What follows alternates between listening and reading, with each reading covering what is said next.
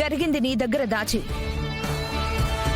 నీ ద్వారా నన్ను దెబ్బ కొట్టాలని మన ఇంట్లోకి వస్తుంది నిషి.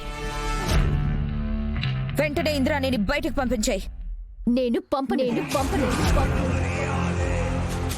నిషి, వదిన అసలు ఏం చెప్పిందో, ఈవిడ ఏం చేసి జైలుకి వెళ్ళిందో నువ్వు వినలేదా? లేదా విన్నా కూడా అర్థం కాలేదా? ఆవిడ నిన్ను వాడుకుని అక్క మీద పగ తీర్చుకోవాలని చూస్తోంది. ప్లీజ్ అక్క చెప్పినట్టు విను.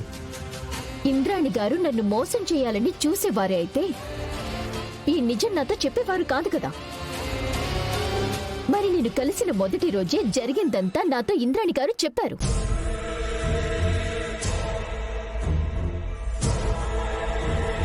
ఏంటమ్మా నిషి, అంతా తెలిసి కూడా ఆవిడతో కలిసి బిజినెస్ చేద్దాం అనుకుంటున్నావా?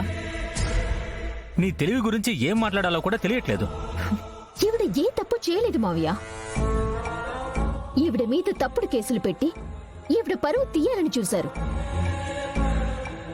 ఇదే నిజం, నేను నమ్ముతున్న నిజం. తెలివి తక్కువగా మాట్లాడకు నిషి. అరే, తెలివిగా ఈవిడ నిన్ను మాటలతో మాయం చేసి మోసం చేయాలని చూస్తుంది. అది నీకు అర్థం కావడం లేదా? వచ్చారండి మొగుడు పెళ్ళాలు మాకు మంచి చెప్పేదానికి. ఏ ఆ మాత్రం మంచి మాకు తెలీదా ఏంది? నిషి ఏం చేస్తా ఉండాదో నిషికి బాగా తెలుసు. మీరిద్దరూ అడ్డు తప్పుకుంటే మంచిది. ఈ మోసం నా ఇంట్లో అడుగు పెట్టడానికి నేను ఒప్పుకోను. ఏంటి కౌశికి ఇది? కోర్టే నేనే తప్పు చేయలేదని నమ్మి వదిలేస్తే నువ్వింకా నా గురించి ఇలా మాట్లాడడం నాకేం నచ్చడం లేదు. కోర్టు మీరు నిర్దోషని నమ్మి ఇంకా కేసు కొట్టేలేదు ఇంద్రాణి గారు. మీరది మర్చిపోతున్నారు.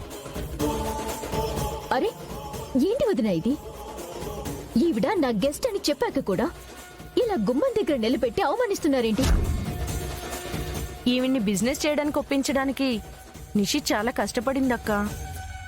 ఇప్పుడు మీ మాటలకు ఆవిడ వెళ్ళిపోతే? వెళ్ళిపోమనే చెప్తున్నాం కాచి.